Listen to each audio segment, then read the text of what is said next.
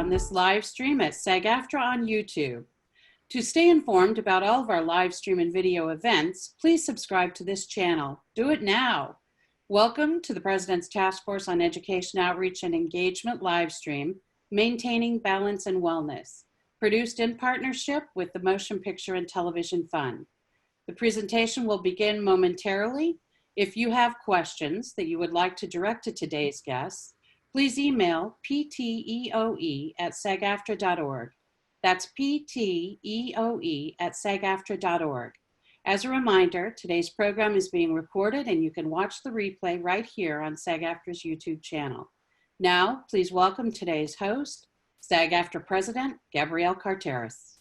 Thank you, Pam. Hi, everybody. I hope that you're all staying healthy and emotionally strong. It's a very challenging time. I want you to know we're in the middle of TV theatrical negotiations right now, and I'm on a quick break, but I really wanted to jump on and say hello and tell you how excited I am about this webinar today. It's such an important webinar, particularly in the time that we're living in with COVID-19. But before we get started, I just wanted to take a quick moment to introduce our Executive Vice President, Rebecca Damon. Hi, Rebecca. Hey, Gabrielle. Thank you for being here. Rebecca is going to actually take over the moderation of the panel today after we get through this beginning part, because I have to go back to the negotiations, but you're in very good hands with Rebecca. So thank you for doing that, Rebecca. Before we begin, I just wanted to say I'm staying very connected to so many of you. Thank you for reaching out. You've really been communicating well. There is a lot of buzz right now about the business reopening, new safety protocols for productions, and I know that everybody's feeling very anxious, and I want you to know you're being heard. We are really working to complete the protocols for a safer return to work because, of course, for all of us, safety is paramount when we go back. Particularly, I want to make sure that our members are taken care of. So if you could please continue to watch your email boxes for updated communications about safety and returning to work. And of course, like Pam said, if you have any questions, you can email PTEOE@SAGAFTRA.org. That's PTEOE@SAGAFTRA.org. That being said, the pandemic, this COVID-19 moment that we're living in right now, has had an impact on all of our lives. And so we really wanted to do something different with today's program. Our programming to date has been actually focused mainly on giving you professional tools that you'll need to navigate not only through these challenging times, but as a result of these challenging times. We want everybody to feel that they're equipped with the tools they need to go back to work. But today, we also want to turn our focus inward on the collective community and the spirit of support and solidarity that is so important to our community as SAG-AFTRA members. So May is Mental Health Awareness Month, and I've been hearing from, as all of you have, our friends, our family members, even from ourselves, that this is really a challenging time. The isolation, I know, is really starting to get to so many people. There are people who are writing to me, reaching out, talking about how they're lonely, wondering when work's going to come back, and it's creating an atmosphere of anxiety that we want to try to give relief to. So we wanted to take the time during this pandemic to say, and I hope you can hear this, you are not alone. We are in this together and we will get through this together. And this is one of the ways we're going to do that. So we brought together these professionals who are going to be speaking with us today. They have experience in helping people to manage anxieties and fears, and they're going to share, thank you so much for that, their expert insight, tips for practicing good self-care, coping skills, stress reducers, activities that are not only meant to keep you busy, but actually to be food in some ways for the soul, right? Some way for us to really get through this time in a healthy way, to stay balanced, to stay focused, not only in our work lives, but our personal lives. So there's no better time to host the seminar as in this moment now, and there is no better partner than the MPTF, which is founded a century ago, which is, I think, really something that members aren't always aware of, a century ago by Screen Actor Guild members. And those members, some of the members that you might not even realize were a part of the creation of that were Charlie Chaplin and Douglas Fairbanks and Mary Pickford. These are just some of the people who actually to help create this organization that helps us. So I'm really thrilled to welcome our panel. We have Dr. Scott Kaiser. He's the Chief Innovation Officer at the MPTF, along with his colleagues, Jessica Caughey, who's the Director of Campus and Community-Based Social Services, and Debi Conocenti. I'm so sorry. Yeah. Conocenti, right? Mm-hmm. Say it for us. So I say it right, Debi. Conocenti. Conocenti, thank you. She's an employee at Wellness Program Manager. So to all of you, it is wonderful to have you here. I really am looking forward to this conversation. As I said, I have to go back to the negotiations, but I will be listening later to be able to hear what you all discussed. And so I would like to now just pass this over to Rebecca. I know it'll be a great webinar, and thank you all again for being here. I hope we can take something away from this moment and move forward. So thank you. Thank you, Gabrielle. Really appreciate your leadership, not just in putting this together, but during this time to be able to have the steady, calm leadership. It's something we're all looking for in days like today, and I just appreciate you doing that. So thank you for kicking us off, and best of luck to you and the team. I just want to start out with all the panelists. Gabrielle just gave a little highlight about you with the title, but it would be great for the folks that are watching and listening at home to get a little bit of a sense of who you are and what you do. So if we could start that out, I'm going to start off. Go ahead, Debi. Why don't you kick us off? Hi, everyone. If you don't mind, I would like to start with a collective deep breath. We'll take it. Get some stillness and just take a couple of deep breaths just to center. That's great, Debi. We'll take those breaths. Okay. So I'm Debi Conocenti. I've been working at MPTF for 5.5 years, and I manage the Employee Wellness Program. And we have 450 employees that work very hard every day, taking care of our residents and doing everything that we do to keep our MPTF going. My background is in worksite wellness. I worked at Citibank, Kaiser, NBC, Universal, and Fox Studios, managing the Employee Health Wellness Program, and I'm happy to be here. Well, we're really happy to have you, Debi. Scott, let's hear from Scott. Sure. Hi, happy to be here. Scott Kaiser. I'm a physician specializing in geriatric medicine, which is the care of older people. I focus on brain health, and I'm the Chief Innovation Officer at MPTF. So as the Chief Innovation Officer, my role is really about assuring that we're having the best programs, best services, working with incredible teammates like Debi and Jessica to make sure that MPTF is really delivering on our mission, which is supporting members of the entertainment industry community and living and aging well with dignity and purpose, and in helping each other in times of need. So, I mean, you can imagine supporting each other in living and aging well and helping each other in times of need. I mean, we are living our mission every day, 24/7 on our campus and off in the community with all of the programs and services that we have to support industry members everywhere. Everything from kids to end of life, which I'm sure you'll hear more about from my colleagues here. And this is a tough time. This is a tough time.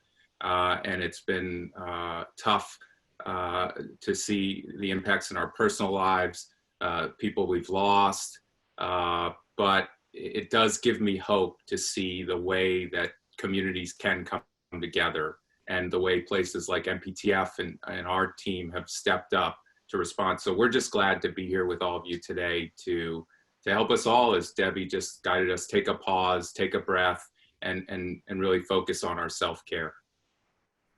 Thank you, Scott. That's great. Jessica, let's hear a little bit from you. Hi, I'm Jessica Caughey. I'm the Director of Campus and Community-Based Social Services. What that means is I oversee a team of social workers who work here on campus in our nursing home and assisted living facilities, as well as social workers who work in the community in our geriatric case management program that services people 65 and older living in the community and provides wraparound services to them. I also work with our palliative care department, our behavioral health department, and our chaplaincy department. I've been at Motion Picture since 2007. I'm here in my office on campus today in Woodland Hills. And I thought I'd sit here because behind me on my wall are some fellow actors and actresses from some years past. We have Spencer Tracy and Jennifer Jones, but I thought it was a fun wall to sit in front of as I talk to your audience. So thank you for inviting me. I'm happy to be here. I love the wall. Thank you, Jessica. Those are they're beautiful and really inspiring to see a little bit of the history of your organization, and obviously those members played such a huge part. Many of them in SAG-AFTRA's history as well. So it's a shared history and a shared, real beautiful legacy. So it's great to see those. They're comforting in this time to see some really familiar faces that mean a lot to our community. So you all told a little bit about yourselves, but I would love to just kick us off with a little bit about, are there things that you guys personally do before we sort of get into the meat of it in your day to either begin or end your day? Debi mentioned taking that deep breath, which I think is something I have to remind myself about every single day to make sure that I take those moments. But what about you, Jessica, or you, Scott? Did you guys have things that you want to have people, share your best practices? So I guess I'll start, Scott. That's okay. I love exercise. I need to do some sort of physical exercise in order to sort of make my day complete. It's something that brings me peace and joy, and it gets me outside. So I like to start my day with a run or a walk or a stretch.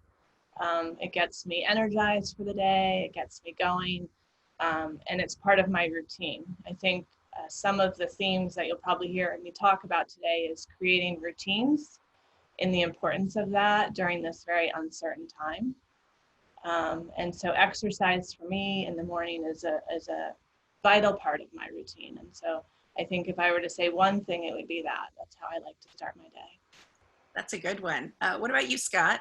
Yeah, I mean, I'll definitely add one to that. Exercise is so critical. I mean, it's in everything I do in terms of helping people live well, age well. It's the closest thing we have to a miracle drug. And ironically, I've actually been much more consistent about taking my morning run amidst the pandemic. I can't live without it right now. I just came back from my run right before this, and I think that's critical. And then just I try and keep up with all the incredible things that Debi is guiding us through with meditations. Headspace is free for everybody in LA County now, so there's sort of no excuse to be able to log on and then feel guilty about not meditating enough. I've got a friend, this is a curveball I would never have thought of, that, but it's really happening now. A friend of mine reached out to me, and she's been texting. We were talking about gratitude, because we know how important gratitude is and what a good thing it can be for your overall health and well-being. And she's texting me a daily thing about the things she's grateful for. And I mean, it's perfect for like sort of the lazy man's gratitude journaling, because all I got to do is do a little thumbs up on my iPhone to her thing. And then I feel like I got my dose. And because I stop and think about the things I'm grateful for. She probably would like me to respond, but I just thumbs up hers. And occasionally I'll ask her some follow-up questions or share something I'm grateful about. But it's really nice to have that reminder during the day to pause, especially with such uncertainty and so many emotional things in our lives every day, to just pause and take that breath and appreciate, where we are, what we have at the moment. Scott, I am so glad you brought up gratitude, because that's one of my own self-techniques. I'm coming to you guys from New York City, from my apartment. Like so many people, we're in quite tight quarters, and we're used to the bumping into people every day. That is something that, if you're a New Yorker, you really value that, but people everywhere are more self-isolated. One of the things that I do in gratitude every day is I join all my fellow New Yorkers and really people from around the country. We open our windows at 7 o'clock every evening and we clap. together. We clap, we sing, we play music out the windows in gratitude for all of our first responders who we're so grateful for, the nurses, the doctors, those people that work in transit, the grocery store workers, just to feel that solidarity, to feel that connection, even when we're physically apart. To me, it's both gratitude and it's a source of such connection. So I don't care if you're a SAG-AFTRA member anywhere, anybody listening to this, if you could take your 7 o'clock and just clap in gratitude, even if it's the gratitude that you did that one little thing today that you wanted to do, or that you saw something inspiring, to just connect to that is so meaningful to me. And I feel like I'm with my whole city, you know, and it's a beautiful thing. So I love that you mentioned gratitude, because I think it does help us get through this. One of the things that our members are really talking about and had raised, and it's something that's on all of our minds, you know, we're in a time where production is largely shut down. You know, so many of our members are not working, and, you know, it's just this disruption. There's uncertainty on all the different fronts that we all experience, you know, really around the world. But, you know, the financial, the not how to go back to work safely, the how do I schedule and organize my life, you know, these are some of those things that we're looking at and we're trying to cope with as individuals, and as a larger group. You know, how do we feel okay? And I'd love to have you all weigh in a little bit about what you're seeing, given the, you know, we have a very different work style, so many of our members, and you know, all of us are trying to figure out what the situation that we're in is. So it would be helpful to hear from you guys, what you guys are hearing and thinking about that, and if you have advice for all of the SAG-AFTRA members today. Yeah, I'm looking at Jessica. You're on the front lines of that, I know, so. Yeah. I mean, I think in times like this that are so uncertain, that we've never experienced before, it's very easy to feel completely out of control. So many people that call our intake line that I'm talking to throughout the day, we talk about what we can control and what we can't control. And what we can't control is we can't control this virus. We can't control right now when we're going to go back to work.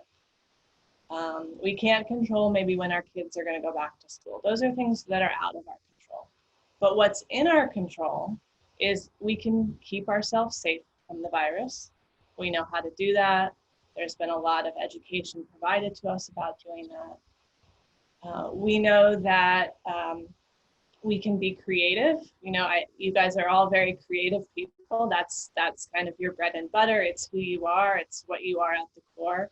So how do you harness that creativity to make yourself feel a little bit more in control? You routinize your day. That's something that you can control. You can get up at the same time every day. Like Scott and Debbie and I have talked about, you can incorporate things that make you feel better into your day, if that's exercise, meditation, things that give you pleasure. Get outside. Connection with people is extremely important. There's so many ways to connect. Obviously, there's Zoom and FaceTime, texting and telephone calls, but there's safe distancing connection that we can do. And then there's reaching out. I think giving of ourselves to others during this time makes us feel good. It makes the recipient of who we're providing things to feel good. So if it's helping a neighbor that might need groceries, if it's volunteering in some sort of way, these are all things that we can control. And so I think what I like to tell people is focus on what you can control and try and drown out the things that you can't control. Oh, Jessica, that's terrific advice. Debbie, did you want to jump in on that as well? Yes, I just wanted to say that stress is perception. Mm-hmm. So anytime any adverse event or stressor comes at you, which it will daily, it's how we perceive it, and we can control that too. So it's not about controlling everything around you, but kind of just managing what comes at you and managing your perception of it. So you can turn a negative into a positive just by changing your frame of mind and just reacting differently, not being in the negative, but looking at the glass as half full instead of half empty. And also just keeping in mind that things will change every day, and they'll keep on changing, and we won't have control. And we just kind of have to adjust to it. And that's our nature. And our mind's job is to solve problems. And that's what our mind wants to do, which is why some people find it difficult to sit still and meditate because the mind is so busy.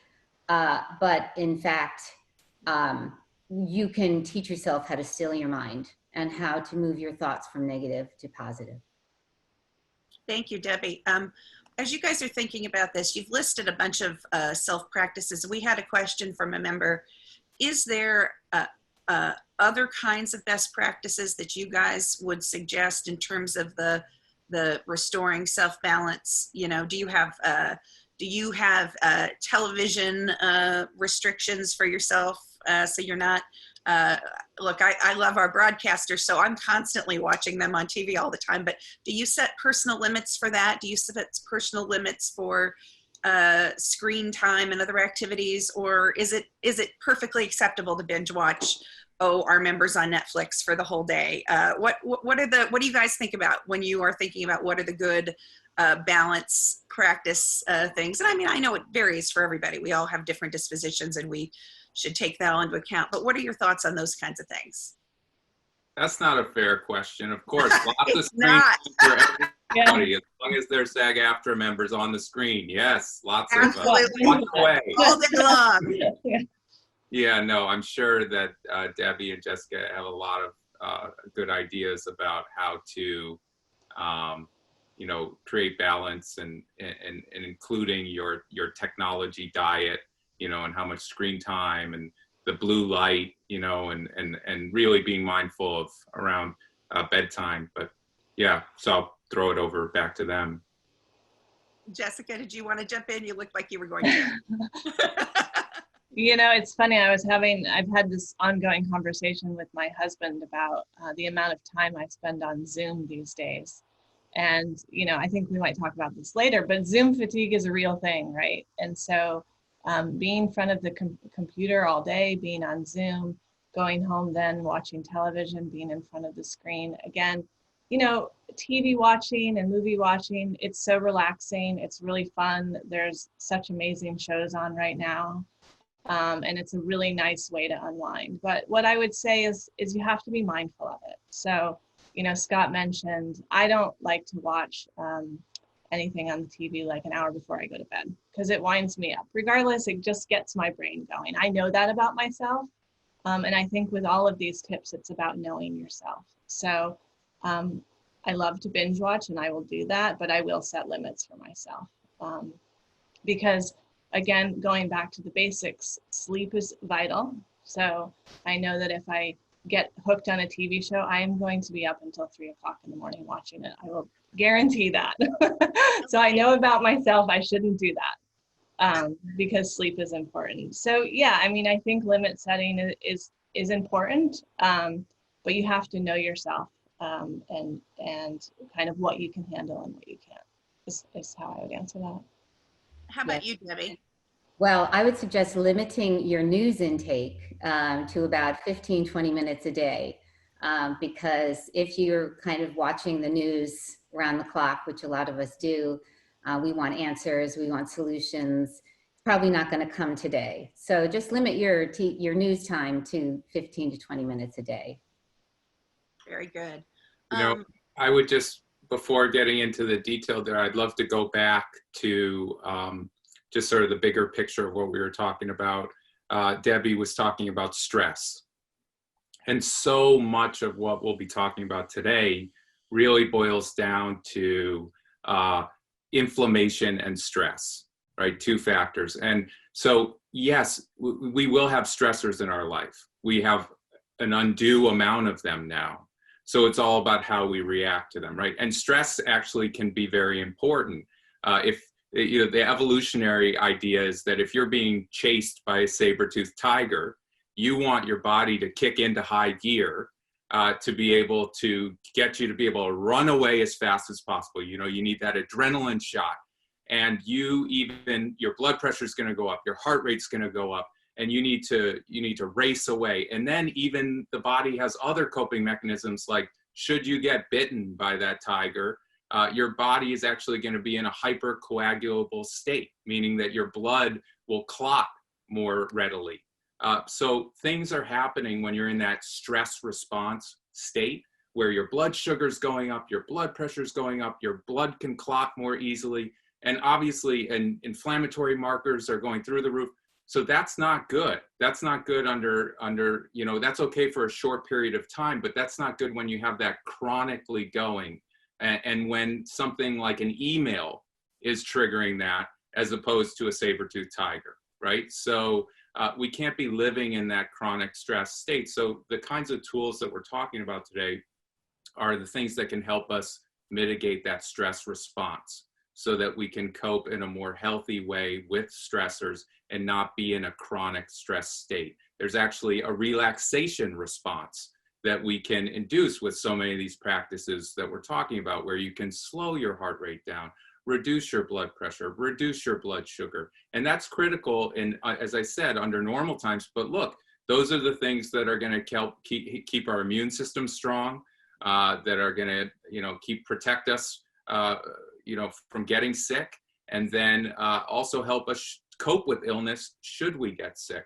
And so many of the things that we're talking about that are the things that we know help us live well and age well under normal circumstances, like having a strong sense of purpose, having a great source of creativity and source of opportunities for creative expression, having really healthy, meaningful social connections in your life, having your attitude and your perception of your health and your aging actually impact your health and aging, right? So all of those things are true under normal circumstances. Our current situation has just upped the ante on all of that, because the level of the stressors and the level of the imperative that we cope in healthy ways has all been elevated. Thank Yeah, you. I'd like to comment on that. I like to follow up with, there is a researcher out of Massachusetts, Mass Gen. His name is Herbert Benson, and he wrote a book called Relaxation Response, which Scott, I think, was probably referring to. And he has been studying stress management and the relaxation response for 40 years. So I would definitely look him up and hear some of his research. What happens actually when you teach your body how to remain calm and still and meditate, the studies show, scientific studies of brainwaves show that you actually shrink the amygdala, which is a part of the brain that activates fight or flight. And you actually build up, I'm going to say, like almost a callus to stress after you have been meditating or practicing the relaxation response for a while. It can even be a week, but the benefits build up. It's like money in the bank. It's cumulative, the relaxation response. And if you keep practicing, you'll find that you will your reactions to things won't be as profound. You'll be able to handle different stressors in a way that you'll look at it and you'll say, wow, that really wasn't that bad. And normally I would have done such and such. So you actually notice these changes, these physical changes, physiological changes happen in your brain and body when you meditate. And when you don't have to do a formal meditation. You can even just do 10 minutes a day of just stillness. You can do something with your hands like knitting. You can even doodle, like just draw a figure 8 over and over again on a piece of paper.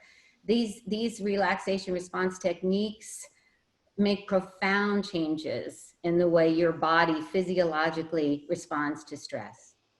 Yeah, that's awesome, Debbie. My wife, who's a psychiatrist and is kind of my wellness guru, she had the good fortune of studying with Herb Benson. And I mean, it's just amazing. You have to get that book, The Relaxation Response. But what's so great about it to me is that however many years ago, 30, 40 years ago, I've lost track, you know, he was looking at doing this, and transcendental meditators came to him and said, hey, can you study us to see if it reduces blood pressure? And he was afraid to do it. He was at Harvard. He thought he was just like, this is crazy. People are going to think I'm a quack. I can't do this. And then it got to a point where he started to look at it. He realized he couldn't afford not to look at this, that this was so important to our health and well-being. And he started studying this and created the Harvard Mind Body Institute. And what makes me so encouraged is how mainstream so much of this is now.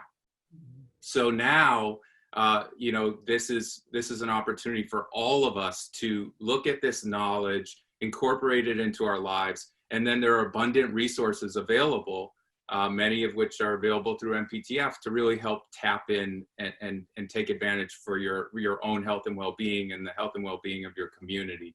So it's an encouraging time in that regard, and I think we need it now more than ever. I think so too. So are some of us, one of the questions that came in, people wanted to know, are some of us just more naturally prone to stress and anxiety? And are we even more prone to it now that we're not having, you know, the social interfaces in person in the way that we used to? And how could you give us an understanding from your point of view about that? And maybe we'll toss that to Jessica. Sure. I mean, I definitely think there's some personality types during this pandemic that are more prone to stress. I mean, if you think about the gregarious extroverts who really thrive off kind of being in front of a group, being social, being out there, I think I would imagine for them this time of more isolation might cause more stress or anxiety for them. I mean, just here on our campus, we have 153 residents who live in our assisted living community, some of which are very much introverts and actually love this time because they have, you know, dining staff bringing them meals to their room and they can, you know, sit and be alone. But we have a number of residents who are really struggling because they thrive off that, you know, human connection and being in large groups.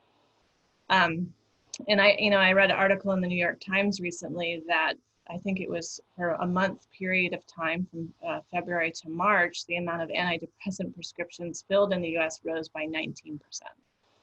So there's definitely, you know, an increase in depression and anxiety during that time. And that's not surprising. So, I mean, I think right now, it's hard on many levels. You know, some of us aren't working. We can't make those connections with our loved ones. We can't hug them. We can't kiss them. We can't travel to be with them. The illness itself, that creates stress for us.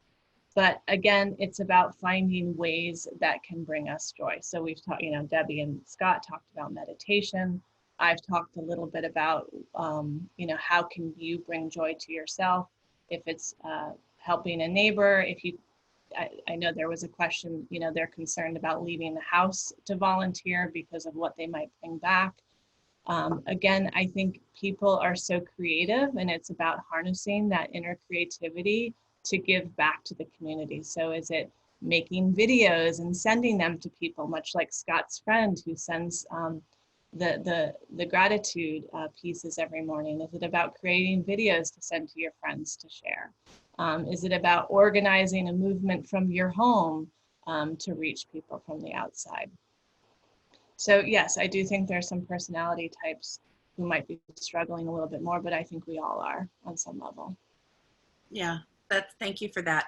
One of the things that in setting this up that Gabrielle and the PTEOE and all of us were talking about was the idea that we really want to send a signal to people in the best way possible that, you know, to be able to have these conversations, because I think there's a lot of anxiety sometimes, especially in the professions that we're all in that tend to have a lot of public facing piece to it, that people have additional anxieties around that.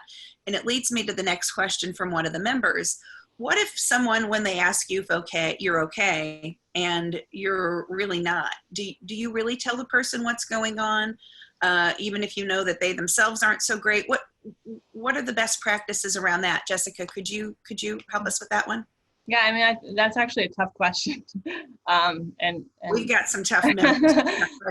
and one I've thought about a lot. I mean, sharing vulnerabilities and opening yourself up inevitably is going to make you closer to that person. So you really want to think about that first. If the person that you're sharing with is truly suffering, you know, is sick, has just experienced a traumatic event, I would think twice about sharing kind of what's going on with you at that point. But that's not to minimize the fact that you need to talk about it. So I think it's important to acknowledge that you want to talk about a feeling that you're struggling with, but to be mindful of who you're talking to about that. And so I may caution people to open themselves up to someone who is struggling, and maybe to look to somebody else to talk about that with. So I hope that answers that question. Okay, I think we have to be mindful of who the recipient of our issues are at the time. So that might be a time to use a resource through you all or other resources that are available on the city and state level, and so many of them are much more accessible right now, even from home. So that's helpful advice. Yeah, I would also say, you know, I think if there are, you know, you can reach out to friends and family, and I think, you know, the question had to do with the other person on the end not doing well. So I think it's important to connect with friends. It's important to connect with family, and that's a huge outlet right now. And I would encourage that. I think what my point was just to be mindful of who the person you're talking with is, and can they kind of listen to you as much as you need to be listened to at that time. Yeah. Absolutely. Yeah, I mean, I would just stepping back for a second, struck by what Jessica said about the rise in antidepressant prescriptions and whatnot. And look, we were already facing several crises in our country. We had a mental health crisis already. We had a loneliness epidemic already. So this viral pandemic has just exacerbated those issues. But you know, the good news to me is that we don't need to go back, just like I was saying with the relaxation response stuff. I don't think we need to convince people about the importance of mental health. And, you know, there's certainly more work we need to do to destigmatize mental health issues, but we need to just move beyond all that and help people respond. And there's so many more resources available now than ever, and more resources coming online every day, that we need to just start looking at mental health issues for what they are, and avail ourselves of the resources to act to help ourselves. And it's really hard because as you get, you know, anybody who has experienced any of these issues, even if it's just mild mental well-being related issues, know that it's so hard as you know, it gets harder and harder to seek help the more affected you are. It's like a vicious cycle. And so that's where communities like ours are so important, to be able to reach out. And one of the questions I saw from a viewer was about volunteering. I think Jessica alluded to it there, about how can you volunteer if you can't go out right now. And, you know, there are still things you can do. As Jessica said, there's so many things you can do that you can organize from your home. I know my kids are loving, SAG-AFTRA had a storytelling program, and my kids are enjoying those stories every day that members are reading books to kids. You know, so many things you can do. At MPTF, we actually have several programs that give people an opportunity to volunteer by telephone. All you need is a telephone, that's it. And you can reach somebody else who all they have is a telephone, and you can create a meaningful connection that is going to enrich the lives of both of you. We have care calls where we call out to thousands of industry members to check in and see how they're doing. We have a daily call sheet program for ongoing social calls. And oh my gosh, the stories of how this has changed the lives of the people making the calls, the people getting the calls. I mean, it's just one of those kind of virtuous cycles that we need more and more of. We need it now more than ever. And all you have to do is go to mptf.com, call us, and we will help you get on the road to doing this good work. that will help you in our community. Scott, I love that you brought up the SAG-AFTRA Foundation's storyline online. It really is our signature literacy program for the foundation. And one of the things that members have always had that as a way of giving back. And that's been really critical. But the amount of eyeballs on that has never been more, whether it's our own members showing, hey, let's look at Rita Moreno and Debi Watt, all these people, Chris Pine and Clark the Shark. People are loving that. I will tell you, I have our adult members who sometimes just want to connect into something. There's that moment of connectivity. I have heard from friends and members around the country mentioning how they love that program. Even for themselves, they watch it with their kids. They don't need to have kids to watch it. But it is that giving back. And all of those opportunities, it's one of those things where we really want for people to feel connected. So I love that. I know you guys do some senior buddy stuff with our MOVE committee. These kinds of things are just, there are ways to still contribute. So I love that you mentioned. Did anybody else want to jump in on the volunteerism? Jessica or Debbie, did you want to jump in with other things in that area since Scott brought it up? Well, Jess? Go ahead. No, I would just like to say that things like volunteerism, altruism, they are the same as gratitude when it comes to someone's feeling of overall well-being. You will feel so much better when you volunteer and when you help others. So that's a scientific fact. I like that. Jessica, did you want to jump in? Yeah, I was just gonna say, just thinking of ways I know people have reached out that, don't feel comfortable physically going out or gathering people together. As my son's class started a letter writing campaign. And so all the kids in his 4th grade class actually pen and paper, write a letter, and then the teacher collects them and sends them to different assisted living facilities, to residents in those facilities. So it's, it's really small, simple things that people can do to volunteer and feel like they're giving back, but connect in new ways that they maybe haven't done in a while. Yeah. We also have had questions from people who have limited access to family and friends. I have several folks that I know who are, they're in their apartments or their homes and they're alone. And what are the techniques that you guys think about in terms of during this time when people are physically isolating? What are the strategies that you guys recommend to people, especially in those situations, which is a lot of people? Rescue. Go ahead, Debbie. I was going to say rescue a pet if you don't already have a pet or two. These times where we can't touch, human touch is very important. And, these times where we can't touch, even shake hands, we're missing out on that. And Zoom helps us to connect, but not in the way we want to as humans. So go ahead, Scott. Yeah, I would just say, so social isolation is really hard, period. And there's a lot that we know about social isolation. I give an example. They've done simulated missions to Mars and had, simulated astronauts on these long confined missions and studied the impact of that prolonged isolation and lack of contact with other people, literally away from Earth, right? And so there's a lot we know about, or submarine, missions or things like that. And so one thing is that when they did the simulated mission to Mars, they saw that people's physical movement went way down on the trip back.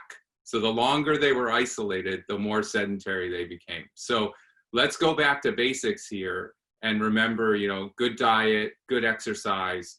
You've got to push yourself on those things. And you're sort of fighting gravity inertia. The longer you're isolated, the more sedentary you're inclined to become. And we just know that. So it's okay if that's happening. Don't worry about it. Start with small steps, right? all behavior change starts with small steps. What's the saying, right? That the journey of 1,000 miles begins with a single step. I mean, health behavior change is really hard.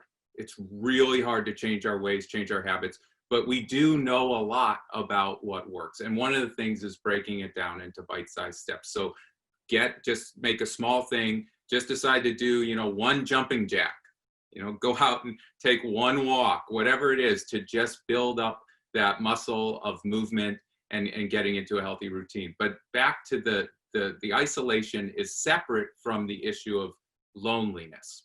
So we can be isolated and not feel lonely, or we could be in a group of a ton of people and have tons of contact and still feel lonely, right? They're correlated, but they're not the same.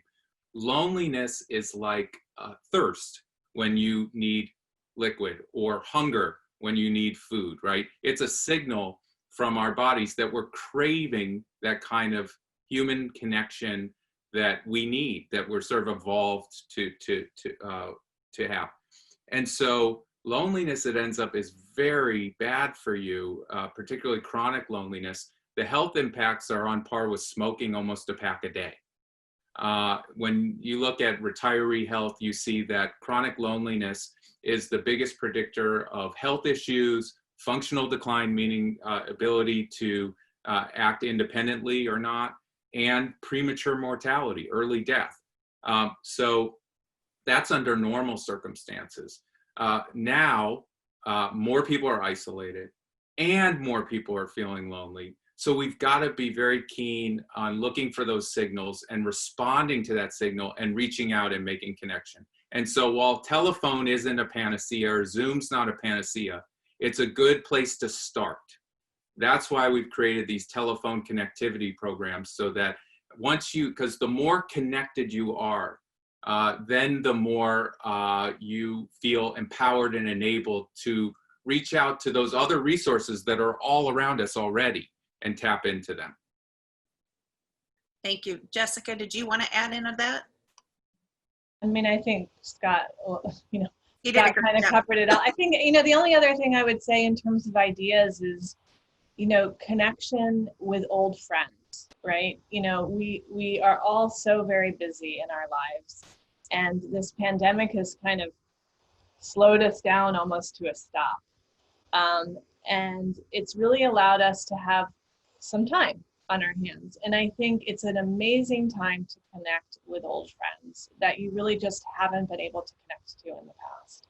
And so, you know, if for some reason maybe you don't have a lot of family, or you don't have a lot of friends at this time that are available, is there someone from the past, you know, that you had a nice friendship with, that you enjoyed talking to, that you could just reach out and touch base with again? It's a good time to do those types of things. I have just one more thing to add to that. At MPTF, we've been utilizing FaceTime quite a bit because we're following CDC guidelines, and unfortunately, we're not allowing visitors to come on campus.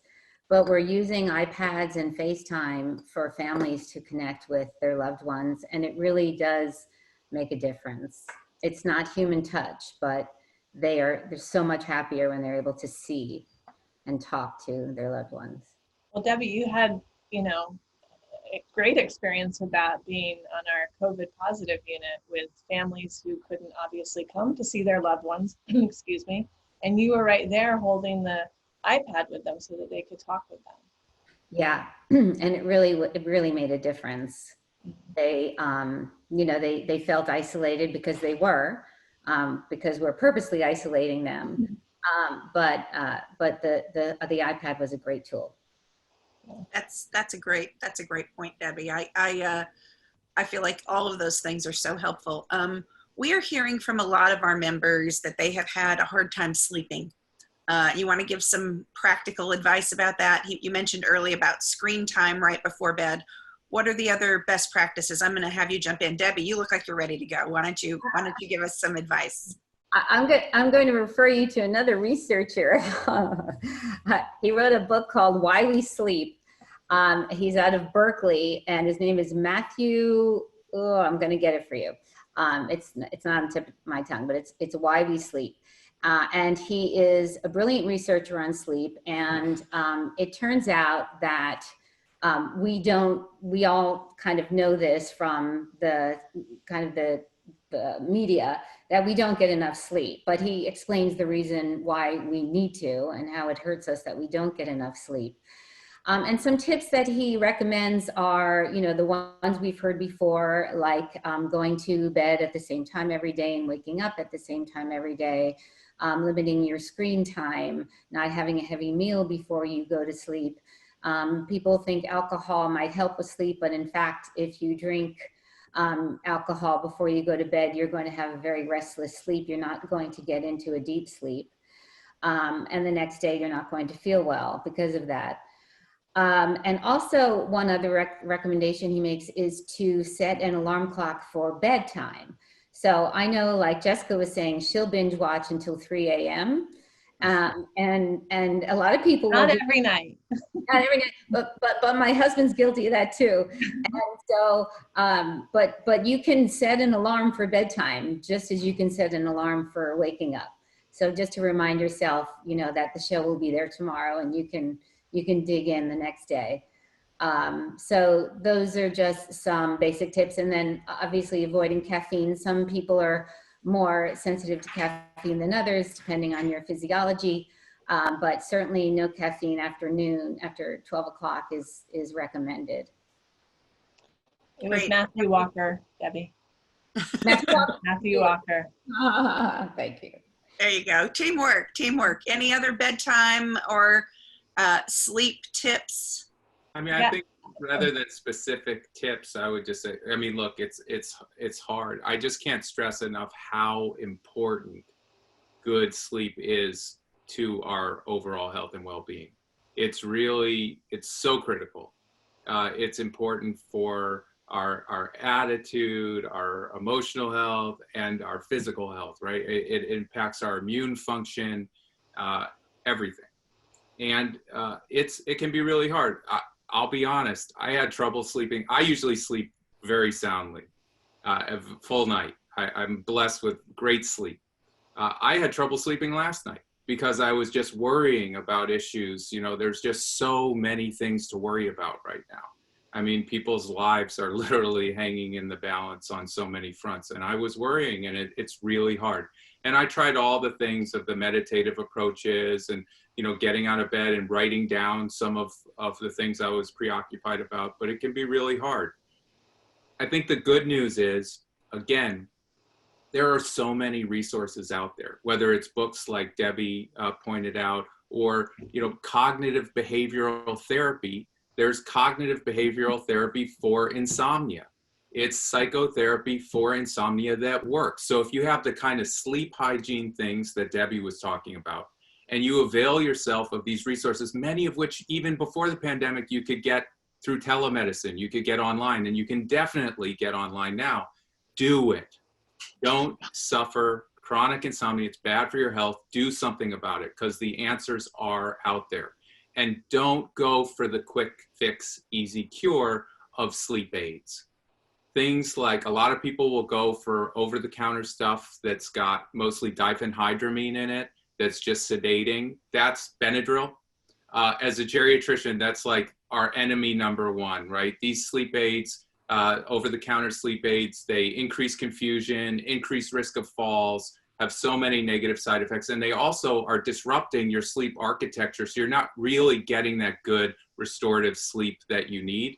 And then, of course, things like Ambien, Lunesta, all of those sedative hypnotic medications, again, they can help on occasion, but taken chronically, it's really concerning. And I know so many people take those chronically, but we've really got to turn that around, and there are better ways to help with sleep than that particular pharmaceutical approach.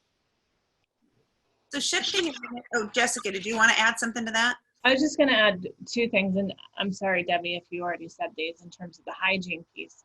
I know for myself, a dark, cool room is also important. So making sure the temperature in your room isn't too hot. And then exercise. While we say exercise is important, you really shouldn't be exercising right before you want to go to bed. And you know, it revs up our body, it revs up our mind, and it's hard to kind of come down from that. So while exercise is important and you should do it, being mindful of how close you exercise towards bedtime, I think is an important thing to keep in mind. Meditation's great, breathing and maybe some light yoga, but not any sort of rigorous exercise. Thanks, Jessica. I'm glad you brought up exercise. One of the things that our members are asking about, I'm seeing some questions about exercising outdoors and how safe it is. So there's some stress and anxiety around that. And, you know, how do you take time to get out of the house? What are the best practices that you guys would give around this in terms of how to reduce stress and anxiety about doing things that might be very helpful, but might also trigger other concerns? If you guys, can I get some feedback on that one? Because we've got a few questions about that. Yeah, sure. I'll start. There are a lot of outdoor activities that you can do safely now. The cities are now opening up their parks again, and people can even go out and play golf and play singles tennis in LA. But like Scott and Jess were saying, I can't start my day without my morning run too. And it's perfectly safe.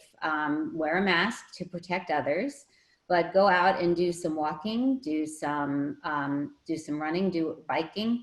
These are all safe things to do outdoors.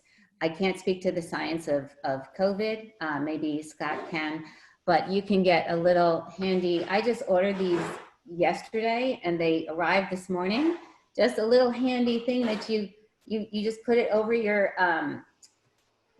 head, and then it acts as a face mask, and then you can wear it while you're exercising. So, and you look cute too. That's great. Yeah, I mean, it's just, look, it's about the mask to protect others, and it's about social distancing or physical distancing, right? I mean, look, there's so much unknown. It's hard. When I was training in residency, one of the doctors who was training us said, you know, embrace the gray. Nothing in medicine is black and white. And we're so used to, you know, doctors coming on TV and saying, do this, do that. And, you know, this was the first time that I saw Sanjay Gupta just say, like, I don't know. Nobody knows. We don't know. But the good news is, amidst so much that we don't know, we really do know quite a bit about the transmission of the virus and understanding how it's spread through droplets and contact, right? And so once we understand that, we can take, it's all about reducing our risk, reducing the risk of spreading in our communities and reducing our own risk of exposure. And exactly what Debi was talking about is what we can do. You know, when you go out and you're outside, maintain that distance so that people's droplets, like when they talk, when, you know, little droplets come out and then they disperse and they land on things, right? So you want to stay in your zone. You don't want to be in other people's droplet area. And should they cough or should they sneeze or something like that, it's, you know, the majority of them would be limited within 6 feet. That's kind of where that comes from, right? So you want to sort of keep your droplets to yourselves, people, right? And so avoid other people's. And then, of course, their droplets land on stuff. So you want to be careful about what you touch. And then when you touch stuff, you want to wash your hands a lot. I mean, I know Anthony Fauci's been saying this every day, all day for months, so I'm sure I'm not saying anything that people don't know. But yet people still are not washing their hands enough. Warm soap and water, you know, good 20 seconds plus. Hand sanitizer is good too, but not as good as that good warm water. So you just got to be mindful. If you go out and run and you touch something, you know, before you touch your face, where you could introduce it to yourself, wash your hands. But exercising outside is wonderful. And it's very important that we do it safely for ourselves and are respectful of others. I love that I go out running and I see people give each other space. The likelihood of sort of running in the trail of somebody else and being exposed to their droplets just because they're so low out in the fresh air that you can really reduce your risk so that you can safely do that. And it's very important.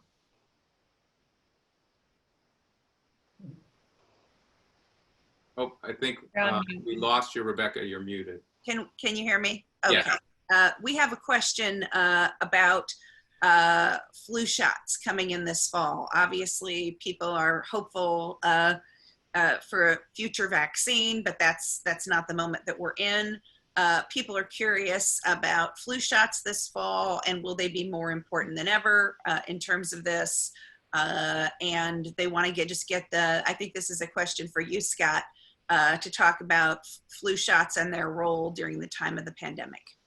Absolutely. I mean, so one of the challenges of the pandemic is that a lot of people's routine health things are being deferred, right? So you've still got to take care of your health, and life goes on. You have to protect yourself from everything.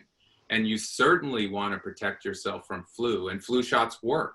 You know, MPTF is always involved in helping get flu shots out to industry members, particularly here in Los Angeles, and I'm sure we'll be involved in that again. And we're always encouraging people to get flu shots. It's extra important for the people that I typically work with, because if you're older and you have chronic conditions, then you really want to get a flu shot. And guess what? Same people who are at risk, highest risk for COVID-19, right? Older, multiple chronic conditions. So you want to make sure you've got good health maintenance overall. And that's a critical part of health maintenance. Even under normal circumstances, the flu still takes many, many lives.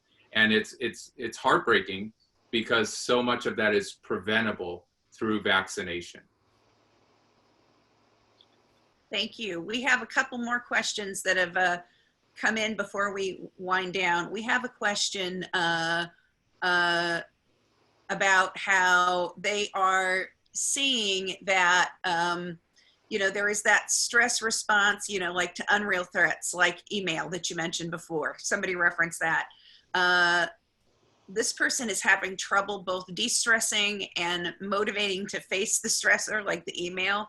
And, you know, they say their wife say that stress can help her focus, but it doesn't work for this person like that.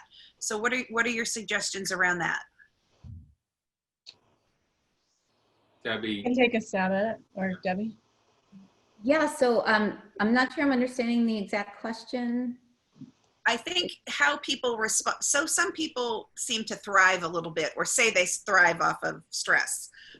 If you're not one of those people, but you still have to do the email because you're still, how do you manage navigating those moments? I'm just reading the person's question. Yeah, Jessica, I know you were mentioning how everybody's different and sort of knowing yourself. Yeah, I mean, you know, I think it is a good question. I think some of us do thrive off stress. It kind of kicks us into overdrive and motivates us to get going. And then there are people who are really overcome by stress. There's an idea called radical acceptance. It just means that, you know, Scott was talking about small steps. The first small step is just acknowledging the reality of the situation, right? So if we can acknowledge the thought, if we can acknowledge the stress, it makes it real rather than kind of just keep bearing it. Because if we keep bearing it, all of these stressors are going to accumulate to this mountain that's going to feel just completely overwhelming to us. So if we can start by small steps of, you know, I think he suggests an email. Could you check one email? Just one. Just open up one email and read that. Because fighting the reality of not checking your email, I'm using that as the example because that was talked about, is really only going to create suffering. And, you know, pain in life is inevitable, but suffering is optional.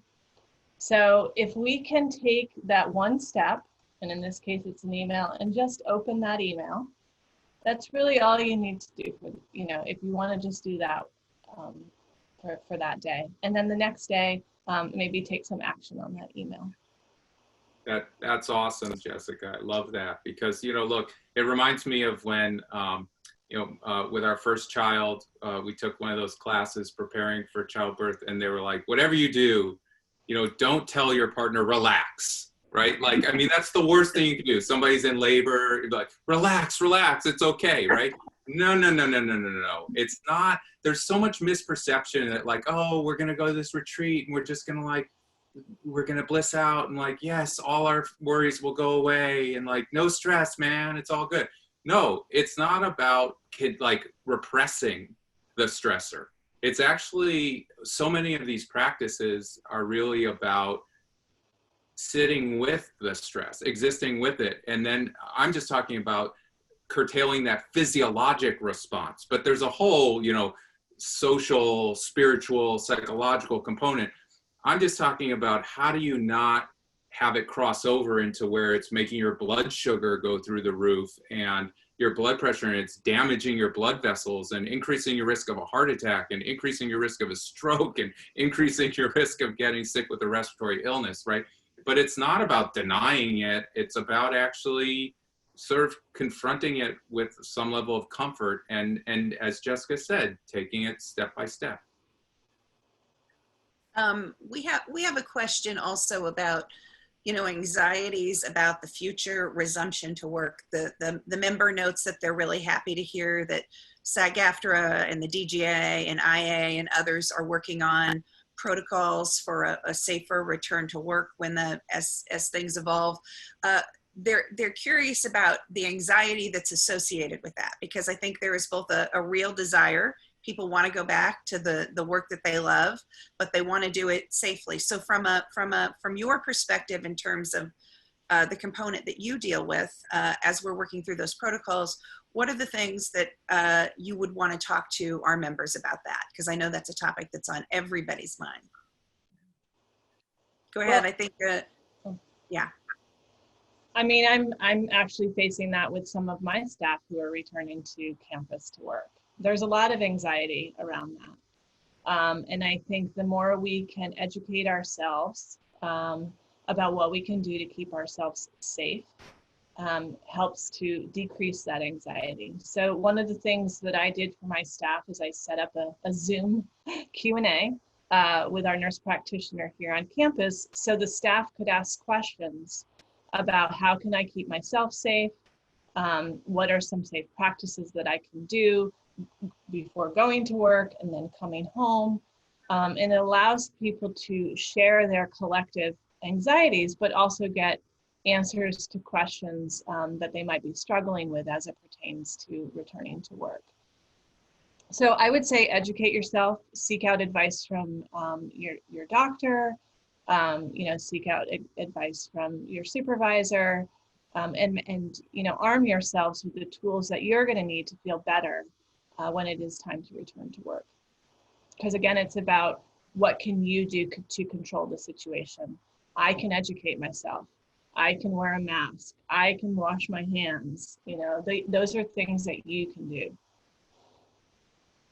Yeah, We also have a I lot of. There's two I parts just also to got a that, really. question. Go Could I ahead. just add to Jessica?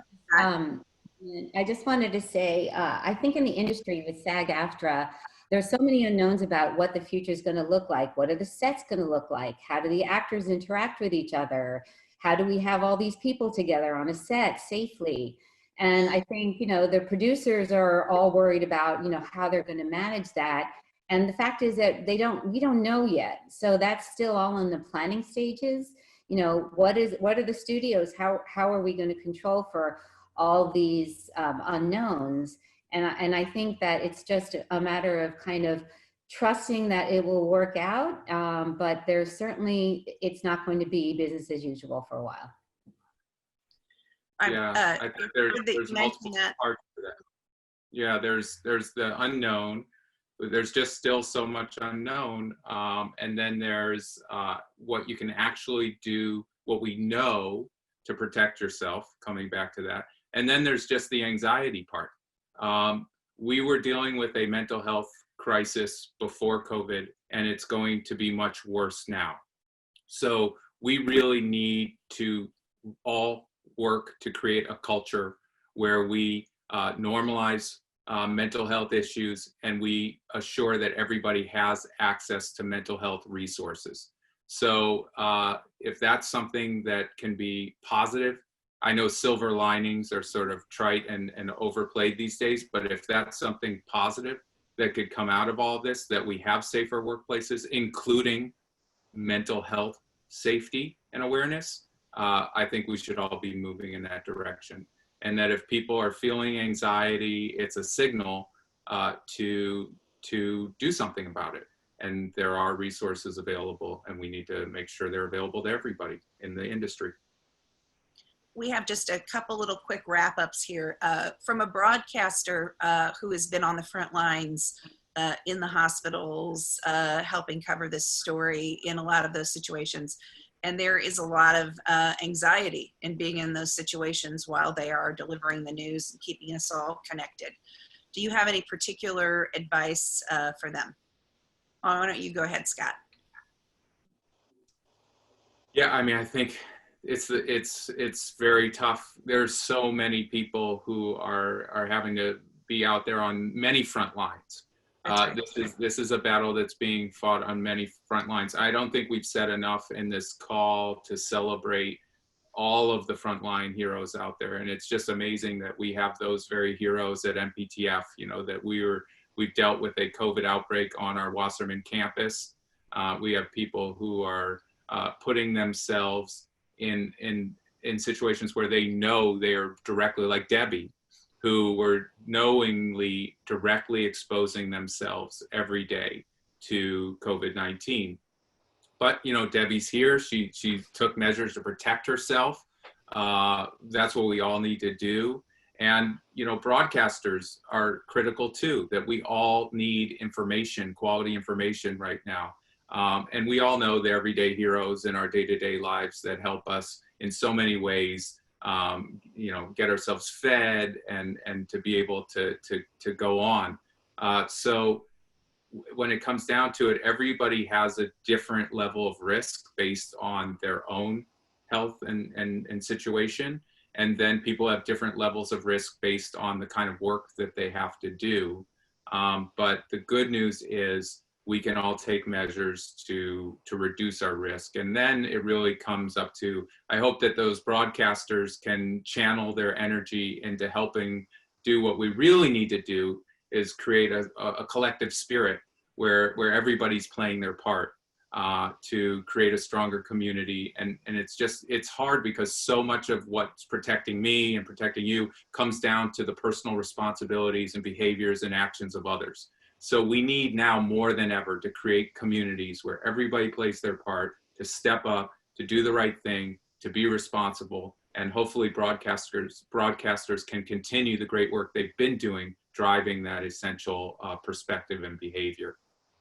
Yeah, there's a follow-up saying that they were grateful for all the work of SAG-AFTRA staff and leaders for all the extra protections. And I think that's true of every area of work for our members. And I think it's just important to relay that as a union, that is something that is, you know, our highest priority is the safety of our members, the safety of our community, and the safety of everyone. That is a huge focus. So I was grateful for that comment. We have one last question, and it has to do with people who are not sick, but know people who are sick within the creative community. We've obviously lost a great deal of people. Some of those things are clear in public. They're the people that we all know and love. I've personally lost friends former board members, things like that. What is the best mechanism to not deal with the guilt of being a survivor in this moment, and the want to sort of give back into the community? What is the best way to handle those moments? Scott? Jessica, I'm looking at Jessica. Jessica. Go to Jessica. All right. Yeah, you were nodding. Like no, it looked like she has nice. I'm nodding because I'm just, you know.